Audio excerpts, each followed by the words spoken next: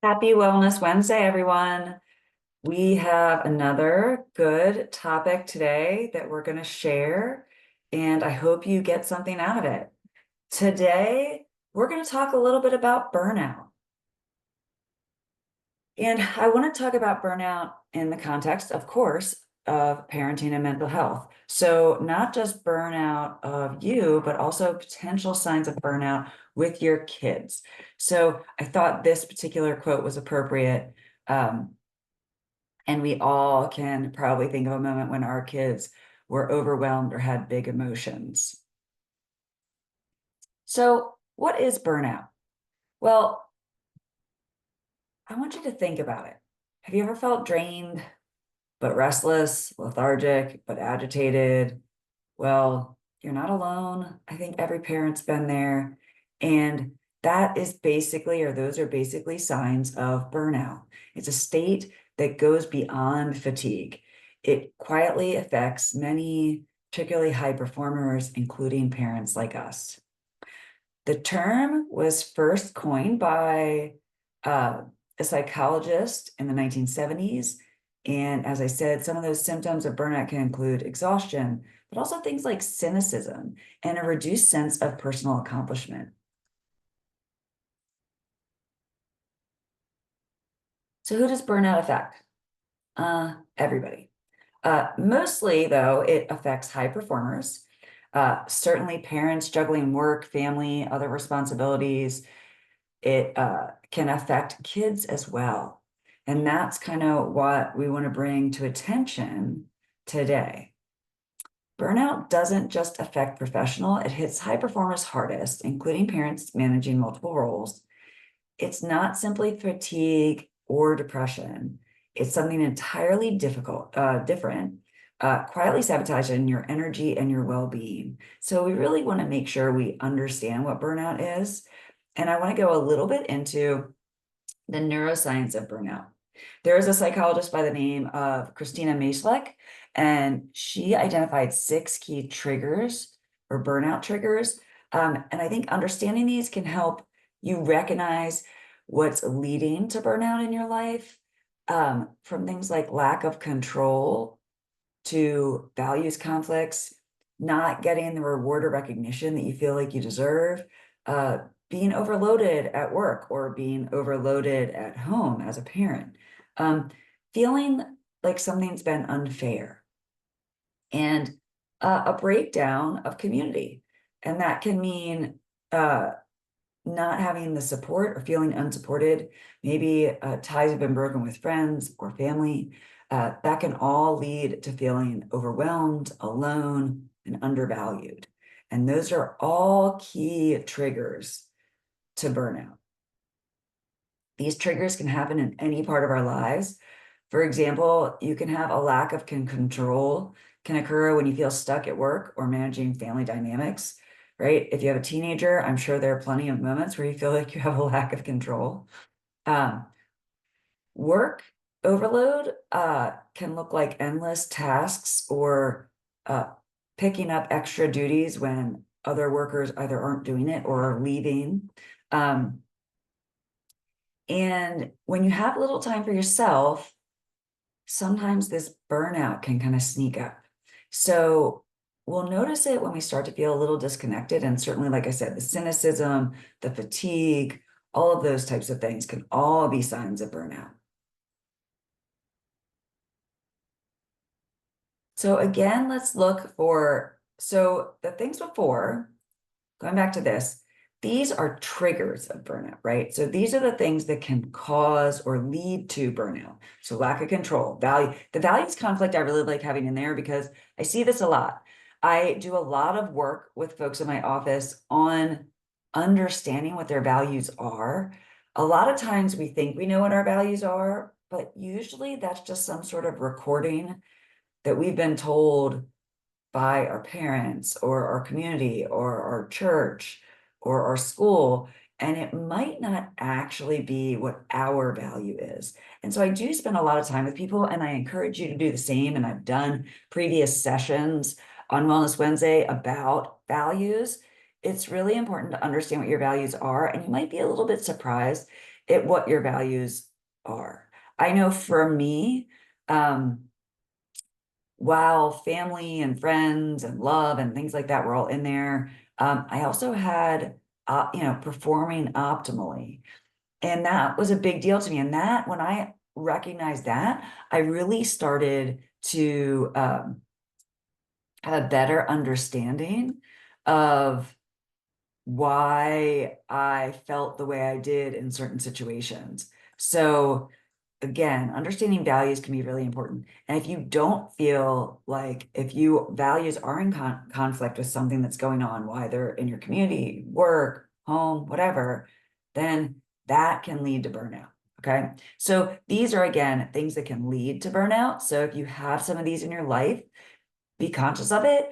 And we're going to talk later about ways that you can kind of have some preventative strategies to prevent actually getting burned out. So how do you know if you or your child is burned out? Well, these are some clear indicators of what burnout would look like in you or your child. So let's look at an example. If you're feeling like you have no control, you're trying to establish clear boundaries and having open discussions with you and your family or your workplace about regaining autonomy over certain areas. Small steps like that can lead to really big improvements. So that would be a way to kind of overcome or have some sort of preventative measures from burnout. But these are some of the signs you'll see. You'll see that you're moody, that you're tired or fatigued all the time. And again, that tired can be, there are different types of tired, right? There's being mentally drained and there's being physically drained. And oftentimes we don't always see them at the same time, and there's a whole physiology behind why that is. But you can imagine you are feeling mentally drained. Unfortunately, when we feel mentally drained, we often don't push our bodies to go and work out, which actually can help recharge us mentally. But you feel fatigued, either mentally or physically or both. You can feel like you want to numb out. You just don't want to feel, and that can come in the form of uh, using things like marijuana or alcohol or some other types of drugs or other addictive behaviors like eating can help you numb out that feeling. So be careful if you start relying on some sort of substance, legal or illegal, that is helping you cope. You start to notice you're forgetting appointments. You're, what I say, flaking, right? Like you're flaking on things. You missed you were supposed to go to lunch with a friend, and or maybe you had an appointment with a client that was at a different time than normal, right? And so you forgot it. That can be a sign. You're quick to snap on your kids or your spouse or your partner. Another one that's a big one is also noticing that you're making mountains out of molehills. So that would be the quick to snap, but maybe your partner said something that normally probably wouldn't have affected you, but you're like, man, that really bothered me. And you got really upset about it. That can also be part of that quick to snap. You notice that you're getting sick a lot, and maybe not sick, like hospital sick, but you're getting a lot of colds, or you get the flu, or you have a lot of stomach issues.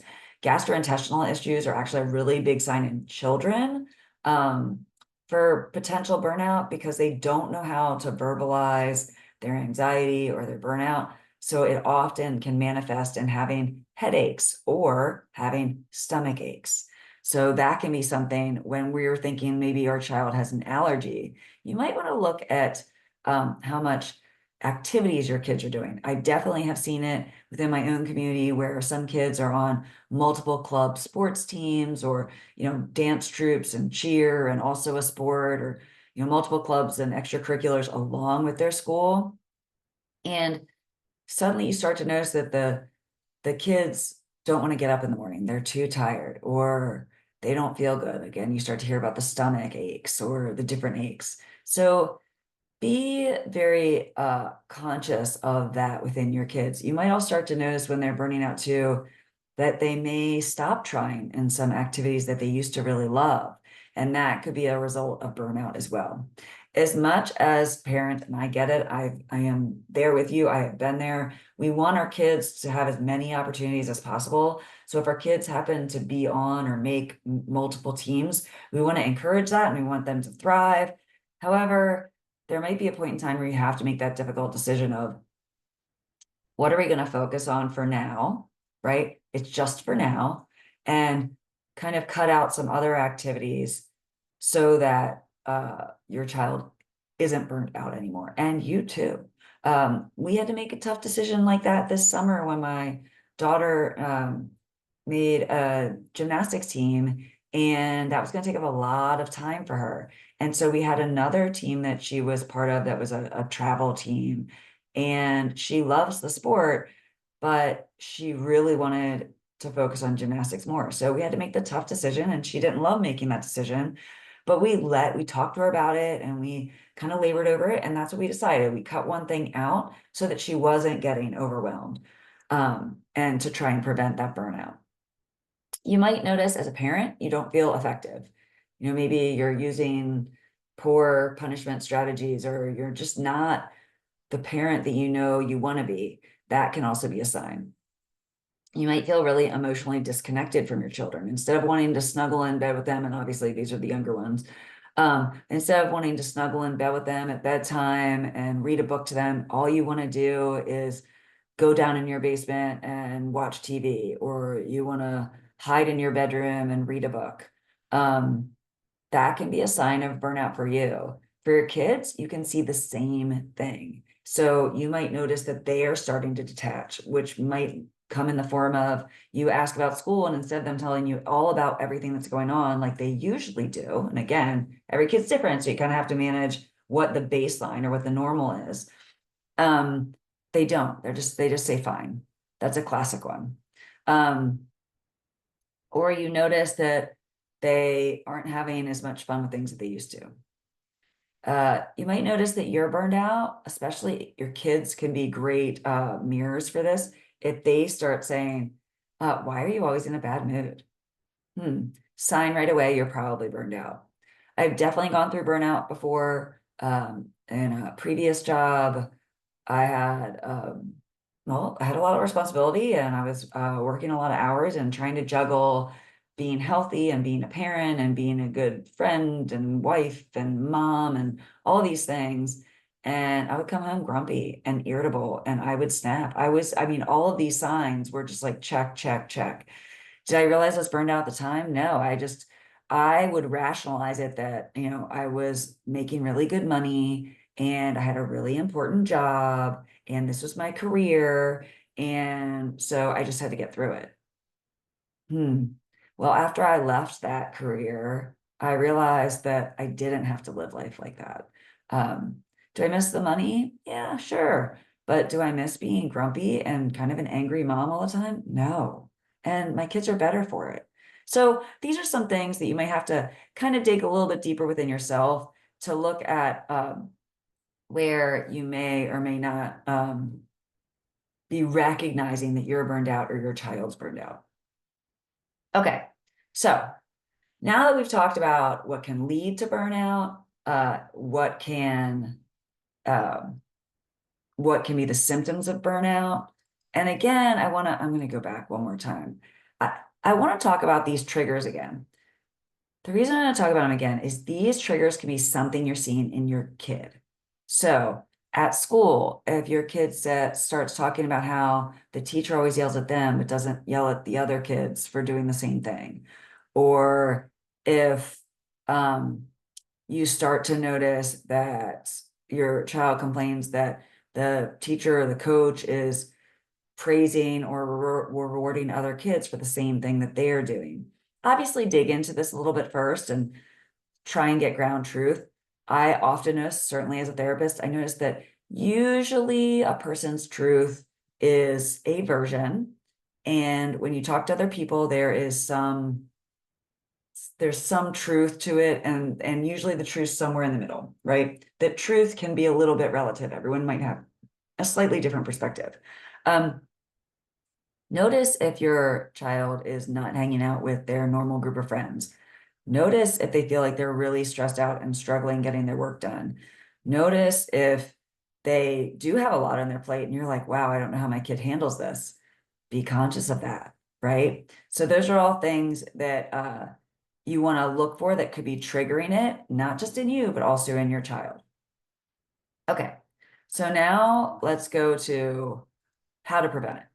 So there are 5 kind of neuroscience-based protocols that can really help with preventing burnout.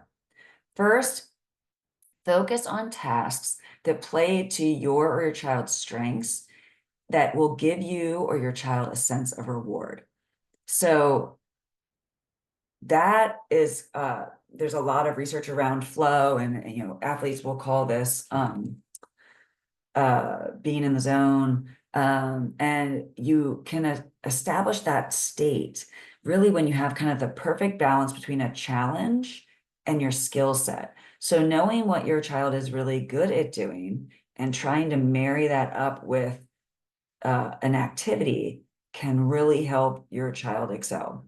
A good example, and I know I use sports as an example a lot, but I have seen this recently in rec league versus club teams.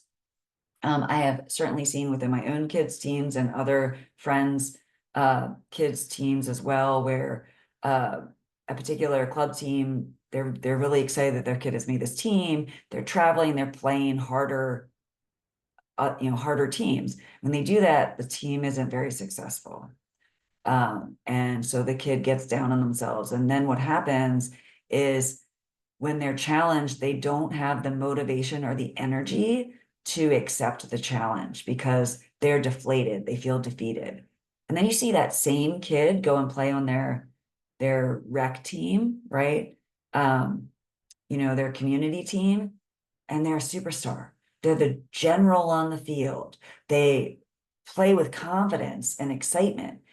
And that might be a sign that the challenge and the skills for that club team are not married up properly.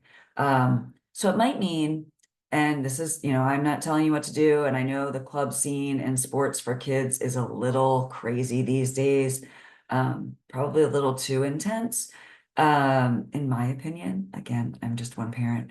And so, it might mean taking a step back from that club team for a year or two until you feel like your child has gotten the skills up, or staying part of both teams concurrently if you think your child and you can handle it.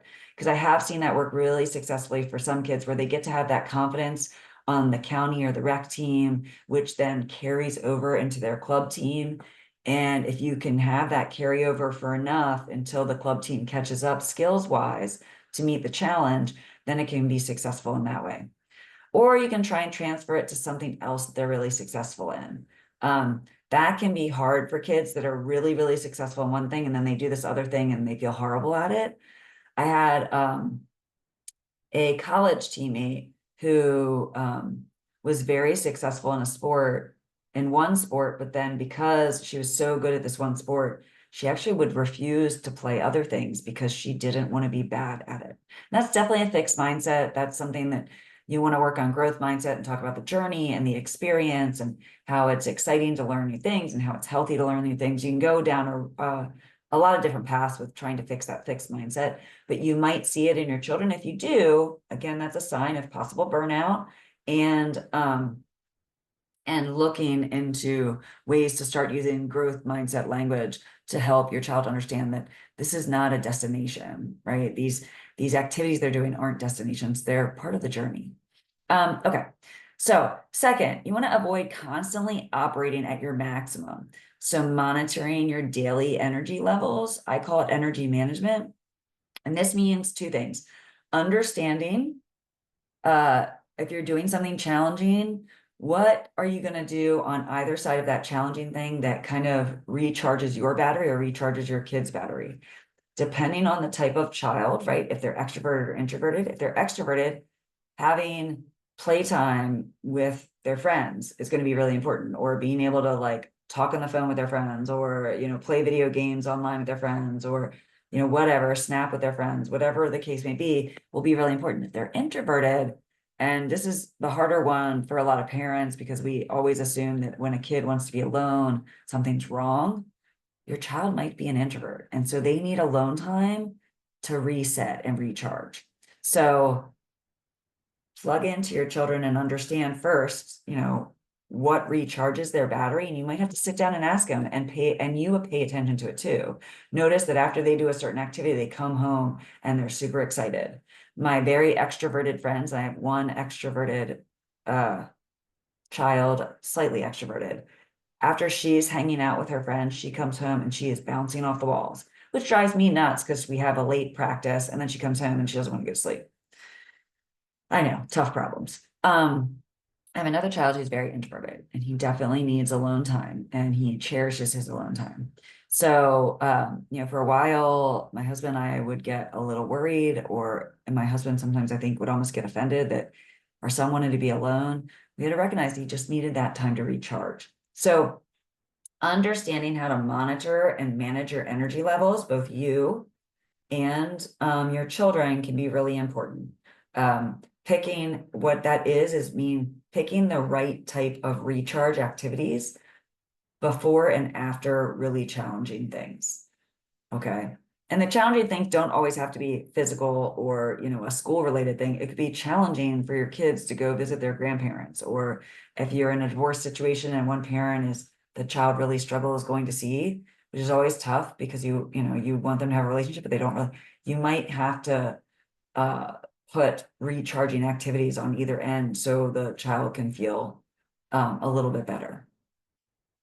Third, when you see a big task, tackle it in short bursts. So I saw this a lot during the pandemic because kids were taking classes at home and they didn't know how to manage their time properly. And so things would get out of hand. This happens to kids sometimes, especially as they get more freedom to manage their own time. They have to, you have to learn time management. So when that happens, pay attention to helping them do the next right thing. You can see this on the sports field. Say the other team gets up by a few goals or a few points or whatever the sport is, right? Or they lost one of their races, but they have a couple other races to go. Whatever the sport or the thing, really focus on the next right thing and break the big task down into little tasks. Maybe it's them cleaning their room. Their room's a disaster. They haven't cleaned it in weeks. It's a mess. Break it down a little task and help them do that. Have them write a list. Well, I need to get all of my dirty clothes into the laundry basket. I need to make my bed. I need to put toys away or put books away, right? They're all different tasks, and just tell them to do little things. I've noticed in schools lately, a lot of teachers are giving homework that's due at the end of the week, but they get it on a Monday or Tuesday. This is a great example where you can take a big task, maybe it's a multiple sheet homework assignment, but your kid can take 15, 20 minutes a day and just work on it slowly. This is such a great skill to teach your kids, and it'll really help prevent burnout. Think about how many times we've procrastinated a big project at work, and then we feel completely overwhelmed. We have to do it all at once. For some of us, we feel like we thrive in that situation. I would challenge that a little and say, you thrive, but at what cost to your energy, and at what cost to how you are after you are struggling to get it done. Fourth, you want to address specific burnout triggers and disarm them. So again, going back to unfair situations or values conflicts, or feeling excluded, or any of the other the other burnout triggers, feeling like you have a lack of control, or you're not getting rewarded for the effort that you're putting into something, or you're feeling overloaded. Again, trying to manage the schedule a little bit better to disarm these burnout triggers. If there's a values conflict, trying to resolve that, really paying attention to those triggers, seeing if they're happening and seeing which ones you can change. Finally, and we already talked about this, right? Incorporating recovery. So again, if you know you have to do something challenging or it's going to be draining, make sure you have recovery activities in place that are ready to help you get through it. Not all recovery is the same. So doing, 5 minutes of meditation may not have the same level of recovery for you that going for a walk in the woods does, or going on a vacation does, right? That said, if you can time, if you can kind of pair the challenge with the recovery level. So oftentimes when I have people write down a list of things that help them, that are recovery for them, right? That charge their battery, I'll then have them weight each item at like 1 to 5, 5 being it really recharges me. And then you can know which recharge activities, which recovery activities to use based on the type of challenge that you're facing or your child's facing. So a part of this that wasn't necessarily in here, we talked a little bit about it earlier, is certainly in terms of like disarming burnout triggers, setting boundaries and setting clear expectations with your kids can help them avoid burnout. So for instance, if you want to play multiple sports in one season, then that means that instead when you come home, you are going to be required to spend 20 minutes practicing your instrument or 20 minutes doing homework. Even if you say you have no homework, you can study for something. Like you've got to spend 20 minutes on these things before you go to do the other thing. Or maybe there's 20 minutes of reading. Maybe you have some silent time at home. For little kids, this is a great one, of just having them do like silent coloring or, looking at a book. Remember, TV isn't really a recovery. TV can allow us to not be stressed, but it does not really help us mentally recover. You can notice this if you've ever binge watched a show. When you're done, you just kind of feel like a zombie. You don't feel better. So kind of paying attention to that, setting really clear boundaries on when they have activities that charge them up. If you have an extrovert and they want to go hang out with their friends, you might have, they have to get to bed by a certain time, so they get up at a certain time. You might have to put a boundary around, hey, you need to be home by this time, so you have time to wind down. These are the types of things that you can do that can really be great in helping your child be successful in avoiding burnout and yourself as well. Another boundary, if you are a stay-at-home parent, this is a big one where you have to set boundaries and expectations of the working parent. I see a lot of stay-at-home parents that are completely burned out because they are doing the job, they are doing a full-time job at home, taking care of a child or children, which can be exhausting, especially if the stay-at-home parent is an introvert. So they are stuck handling children that are needy all day long. So what they really need when the other parent gets home is a break. So this is something that, as working with your partner, figuring out how to make that work. If the other partner is an introvert too, then maybe the partner can agree to, hey, when I get home, give me X amount of time, and then I'll take the kids to the playground. And then the partner isn't getting overly stimulated because the kids are at the playground, they're doing something, or there's a play date scheduled so the kids can interact with other kids and it gives the adult a break. Really setting these expectations and some boundaries. If you're getting burned out, you need to say something. You can't just hold it in, because what ends up happening is you'll build a lot of resentment towards your partner and towards your kids. So these boundaries can be really, really important. Also, giving your children, as they get mature enough to do so, giving them some autonomy that will give them some control back, right? Lack of control can be a burnout trigger. So giving your kids some autonomy, whether it's autonomy to pick out and make their own dinner or their own lunch, or they, have free time where they can pick what they do, whatever it is, whatever you feel comfortable with, giving kids autonomy is really important for a lot of reasons, but also to help prevent burnout. So I talked a little bit about flow a second ago, and I wanted to dive in a little bit deeper on that. So flow is kind of the antithesis or the opposite of burnout.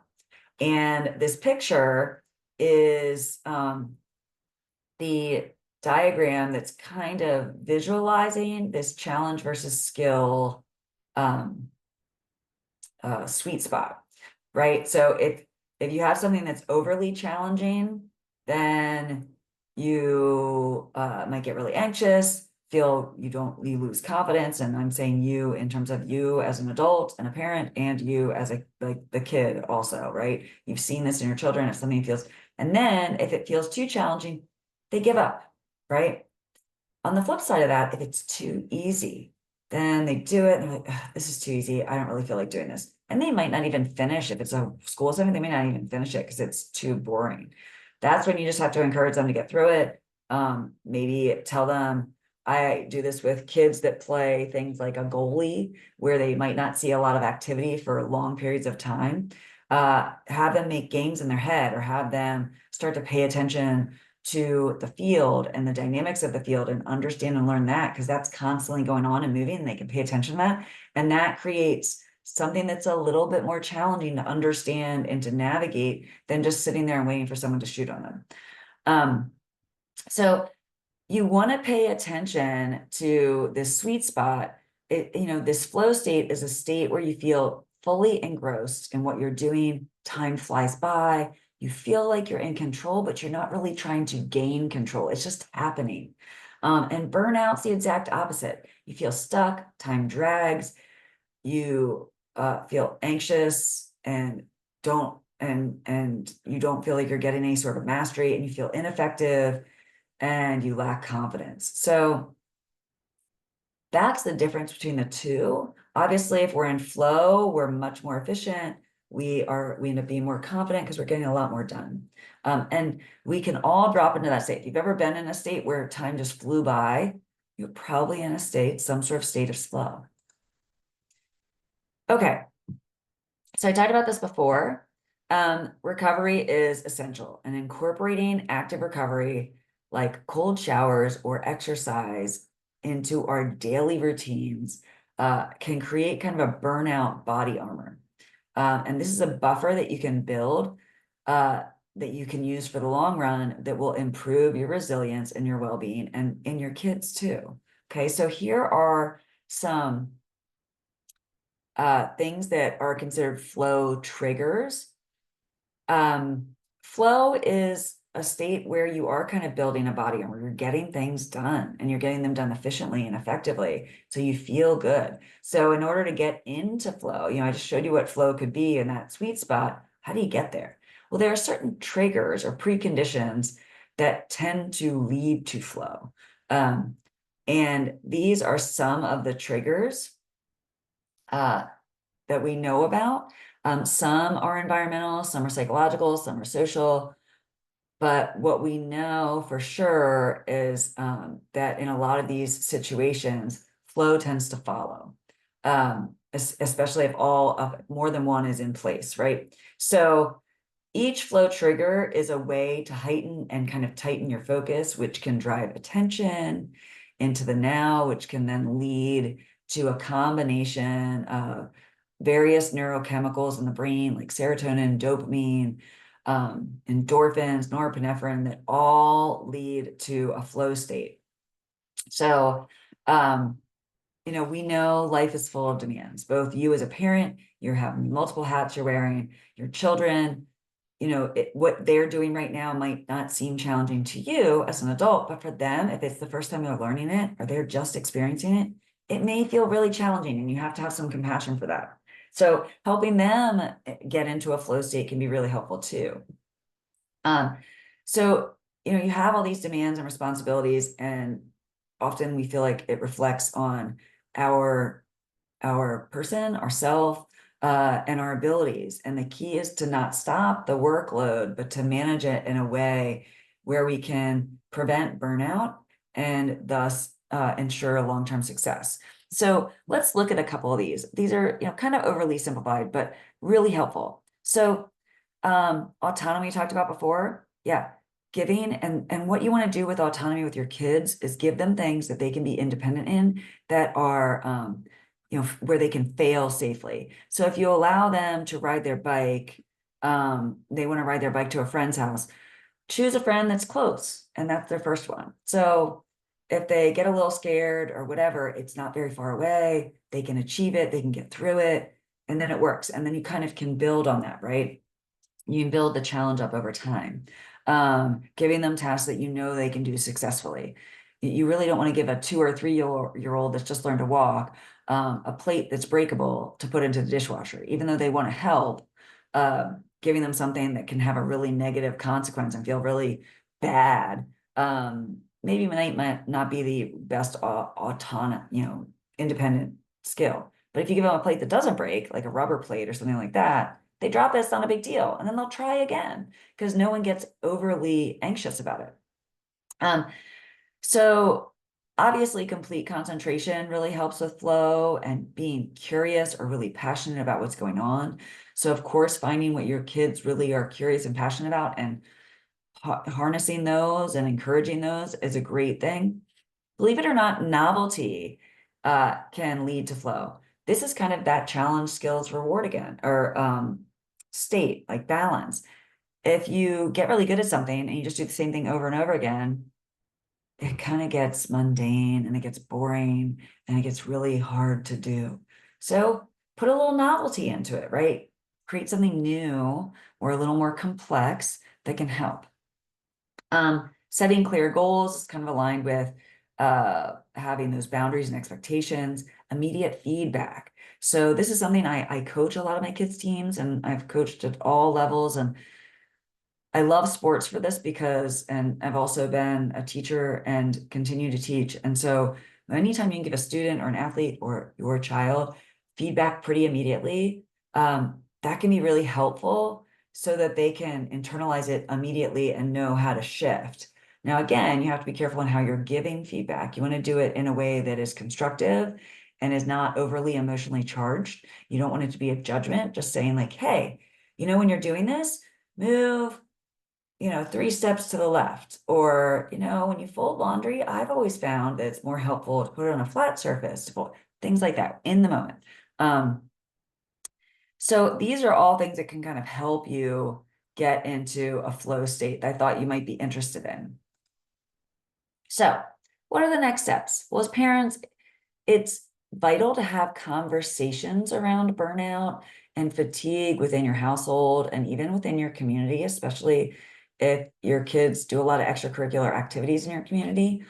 You want to start having these conversations, and then within these conversations, begin to implement strategies in your own life, right? So modeling the behavior you want to see in your kids. And then you can begin to hopefully start to help your children implement those strategies as well. So if you have quiet time, you need to do quiet time too, right? You don't want your child, and again, smartphones are a big one that will take energy away from us. So maybe you have phone downtime. Well, plug your phone in too and put it away. Get a book out or do something else. Don't get on your work computer. Okay. If there's work that you can do that you can print it out and do it and then put it, might be a little bit more effort, but again, you're trying to model the behavior you want to see in your kids. Also, try to foster a support network among fellow parents, community members, family. The more you build out a network where maybe you can share if your kids really are enjoying being on multiple extracurriculars, start to talk to parents about carpooling and seeing if they drop the kids off, you can pick them up, or vice versa. Things like that can be really helpful for you, and it also gives your kid a little bit of variety of who's taking them home. I recognize as I coach a lot of my daughter's teams, she doesn't get to go home with her friends. A lot of her other friends do carpool and she feels left out. So I talked to one of the moms about it and said like, hey, can my daughter, go home with you one night instead of with me? So she feels included. And, the parent was happy to do it.